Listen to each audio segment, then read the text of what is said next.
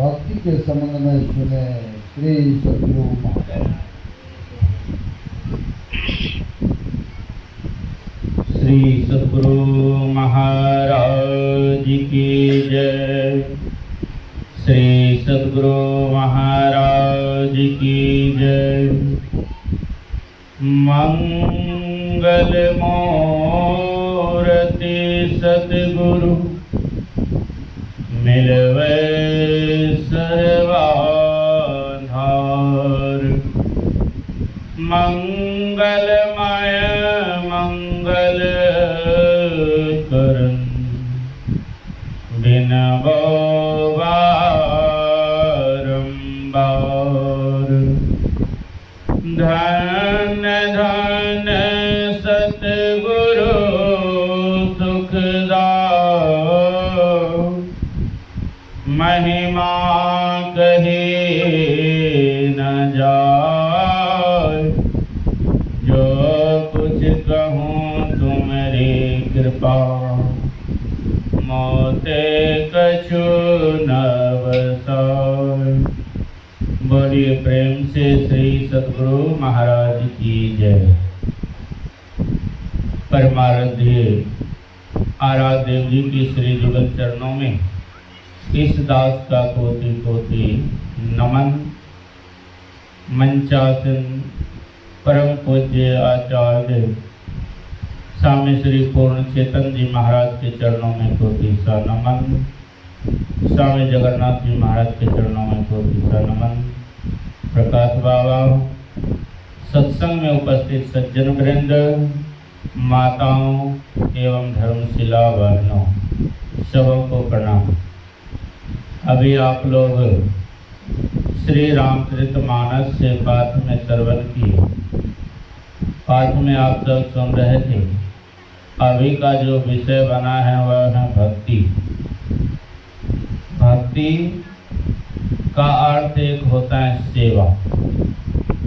किनका सेवा, किनकी भक्ति करने से कल्याण होगा। कहते हैं यहाँ पर सभी कोई भक्ति करते, चाहे नास्तिक हो अथवा आस्तिक हो, सभी कोई भक्ति करते।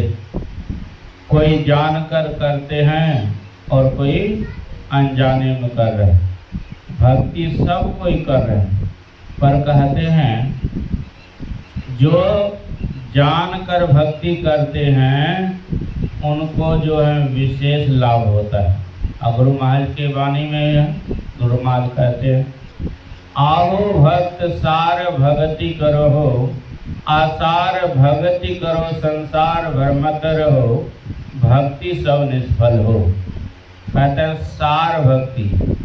सार भक्ति क्या है, आसार भक्ति क्या है। कहते हैं सार भक्ति वह है जो कोई युक्ति जानकर भजन करते हैं, पूजा पाठ करते हैं, तो कहते हैं वह सार भक्ति। और जो कोई अनजाने में पूजा पाठ तो कर रहे हैं बहुत, पर उनको पता ही नहीं है कि हमको किस तरह पूजा करना। कोई जाना चाहते हैं, किसी जगह जाना चाहते हैं और वहाँ का एड्रेस मालूम नहीं हो, पता मालूम नहीं हो, तो क्या वह पहुँच सकता है?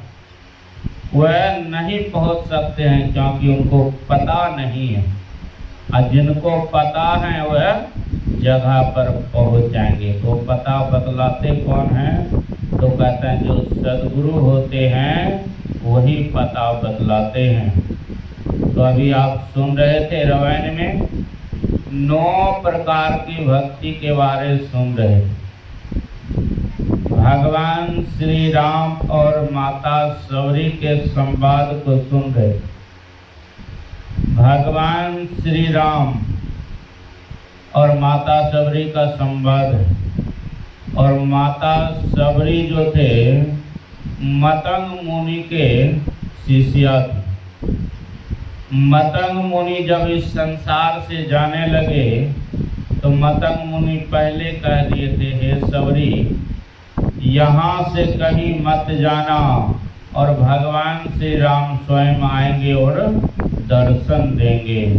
कितनों वर्षों तक माता सबरी इंतजार किए भगवान का, फिर एक दिन दर्शन हुआ, पर हम सब को ऐसा विश्वास नहीं होता है। कभी इधर पूजा किए, कभी उधर पूजा किए। कहते हैं ऐसे पूजा करने से, ऐसे भक्ति करने से आज तक किसी का कल्याण नहीं हुआ। जब तक कि एक पर विश्वास करके भक्ति नहीं करेंगे तब तक कल्याण होने वाला नहीं है। जिस तरह माता सबरी गुरु के वचनों पर विश्वास किए और एक का भक्ति किए, और देखिए भगवान स्वयं आ गए। अब भगवान श्री राम जब पहुँचते हैं तो भगवान श्री राम से माता सबरी क्या कहते? माता सबरी कहती हैं, हे प्रभु मैं आपकी स्तुति किस तरह करूं? मैं नीच जाति की भेलनी और भारी जड़ बुद्धि की हूँ। मुझ में वह ज्ञान नहीं कि मैं आपकी सेवा कर सकूं, आपकी भक्ति कर सकूं। मुझ में वह ज्ञान नहीं है, इसलिए कृपा करके आप ही बताएं कि मैं आपकी भक्ति किस तरह करूं। और भगवान श्री राम मुस्कुराते हुए कहते हैं, भगवान श्री राम तो सब जानते हैं कि माता सबरी जो कह रही हैं यह तो पूर्ण है, इनको किसी चीज का करने का जरूरत नहीं है, फिर भी अगर कह रहे हैं तो मैं सुना रहा। भगवान श्री राम उपदेश करते हैं, प्रथम भगति तन कर संगा, दूसरी रति मम कथा प्रसंगा। हे सबरी, प्रथम भक्ति संतों का संग करो, और दूसर भक्ति है मेरी कथा में प्रेम। भगवान श्री राम कहते हैं संतों का संग करो। क्या हम सब को नहीं करना चाहिए? माता सबरी को कह रहे संतों का संग करो। ऐसा नहीं कहा कि मेरा दर्शन हो गया और तुम्हारा कल्याण हो जाएगा, ऐसा नहीं कहा। भगवान श्री राम कहता है संतों का संग करो, और कहता है दूसर भक्ति मेरी कथा में प्रेम।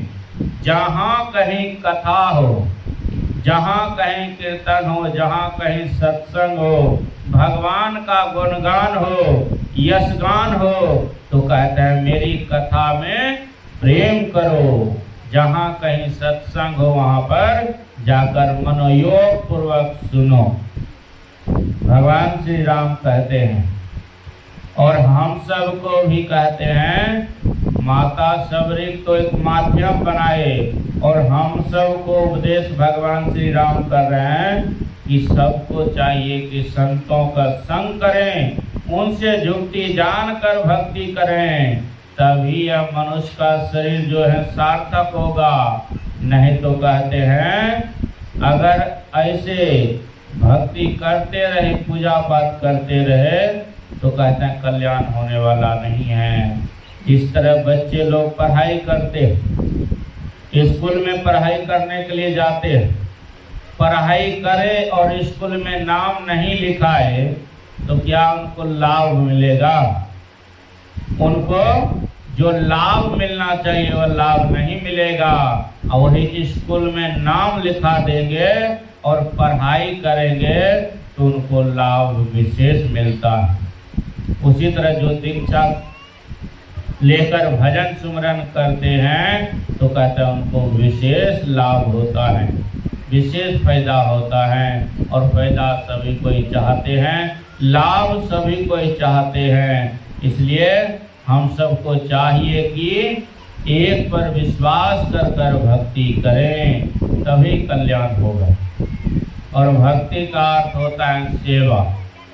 और सेवा किनका करें? तो कहते हैं कोई भूखे उनको भोजन करा दिए तो उनकी सेवा हो गई। कोई प्यासा है उनको पानी पिला दिए, उनकी सेवा हो गई। इसलिए कहते हैं सेवा से सद्गुण है आते, जिससे जीवन सुख में होता, जिसमें सेवा भाव नहीं साही सुख चैन कहाँ होगा। जिसके अंदर सेवा नहीं है तो कहते हैं उनको वह सुख वह शांति मिलने वाला नहीं। अभी का समय में एक दूसरे का सेवा करके खुश नहीं है, माता पिता का सेवा करके खुश नहीं है। कहते हैं अगर आप माता पिता का सेवा नहीं करेंगे तो कहते हैं आप भी माता पिता बनेंगे, फिर आपका जब सेवा नहीं होगा तो फिर दुख होगा आपको। इसलिए कहते हैं आप अगर सेवा करेंगे तो आपका भी सेवा होगा। इसलिए सेवा करना चाहिए। माता पिता कहते हैं आपका प्रथम गुरु हैं, कहते हैं प्रथम गुरु हैं माता पिता, रजवंश के सोई दाता। कहते हैं माता पिता प्रथम गुरु हैं, इसलिए उनका सेवा करना चाहिए। अगर माता पिता आपका खुश हैं तो आप भी खुश होंगे, क्योंकि अगर माता पिता खुश है तो वह आशीर्वाद देंगे, अगर माता पिता दुखी हैं तो आशीर्वाद नहीं देंगे, तो आप भी खुश नहीं रह सकते। इसलिए माता पिता का सेवा कीजिए और जुक्ति जानकर भक्ति भी कीजिए। भक्ति तो सभी कोई करते हैं, पर जो जुक्ति जानकर भक्ति करते हैं उनको विशेष लाभ होता है। भक्त तो बहुत हैं, पर कहते हैं जब तक कि जुक्ति जानकर भक्ति नहीं करेंगे तब तक लाभ होने वाला नहीं है। ऐसे एक भक्त सब कोई अपने अपने ढंग से पूजा पाठ करते हैं, जो जिनको मानते हैं, और करना भी चाहिए जो जिनको मानते हैं। और एक भक्त ऐसे थे, वह कालदेव की उपासना करते, कालदेव के भक्ति करने लगे। और एक दिन वह कालदेव प्रगट हो गए। जब प्रगट हो गए तो वह कहते हैं कालदेव कि वरदान मांगो, जो चाहिए इच्छा मांग लो। जैसे कहते हैं वरदान मांग लो तो वह कहते हैं वरदान में यही दीजिए कि अगर मेरा मृत्यु आने वाला हो, मेरा आयु समाप्त होने वाला हो, तो आप पहले हमें बता दें कि अब तुम्हारा आयु समाप्त होने वाला है, तो मैं पहले भक्ति भजन कर लूँ। वह कालदेव कहते ठीक है, ऐसा ही होगा। और वह चले गए कालदेव।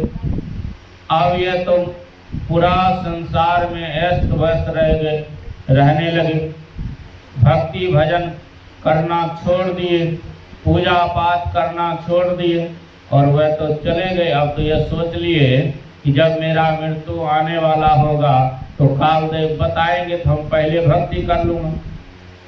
तो होता क्या है, कुछ दिन बीतने के बाद कालदेव एक चिट्ठी भेजते हैं और वह व्यक्ति समझ नहीं पाए वह चिट्ठी क्या है। पहला चिट्ठी है, अगर बाल सफ़ेद होने लग जाए तो समझ लीजिए कि पहला चिट्ठी आ गया। कुछ दिन बीते, होता क्या है, आँख से देखना कम हो गया, तो लोग क्या करते हैं, आँख से दिखना कम होते हैं तो चश्मा लगा लेते हैं। मैं अभी बहुत अच्छे से देख रहा हूँ। वह दूसरा चिट्ठी है, फिर भी वह समझ नहीं रहा है। कुछ दिन बीतने के बाद पुनः तीसरा चिट्ठी आते हैं, कान से सुनना कम हो गए तो कान में मशीन लगा देते हैं। कहते हैं अभी मैं बहुत अच्छा से सुन रहा हूँ, पर वह भक्ति नहीं कर रहा है। फिर कुछ दिन बीतने के बाद मुंह के दांत जो हैं झड़ने लगते हैं, फिर भी वह भक्ति नहीं करते। इसलिए महापुरुष कहते हैं कि यह चिट्ठी पर चिट्ठी आ रहा है, फिर भी उस परमात्मा को हम सब भूले हुए हैं, जिन्होंने यह सुंदर सा शरीर प्रदान किए हैं। और एक दिन काल का झपेटा आएगा, ये लेकर चले जाएगा।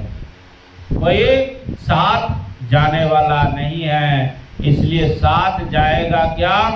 जो कोई भक्ति भजन करेंगे, सुमरन करेंगे, वही आपके साथ जाने वाला है। संसार की वस्तु आज तक कोई लेकर नहीं गया है और नहीं लेकर जाएंगे। आया है सो जाएंगे, राजा रंक फकीर, एक ही सिंहासन चली चले, एक बांधे जात जंजीर। जो आया है जाना है, सबको जाना है, पर जाने से पहले यह पता कर ले कि हम सबको जाना कहाँ है। ये पता बतलाएगा कौन? तो कहता सदगुरु पता बतलाएंगे। इसलिए संतों के शरण में जाकर उनसे जुक्ति जानकर भजन सुमरन करें। यही आपके सेवा मैंने थोड़ा सा रखा। बोलिए प्रेम से श्री सदगुरु महाराज की जय। श्री सदगुरु महाराज की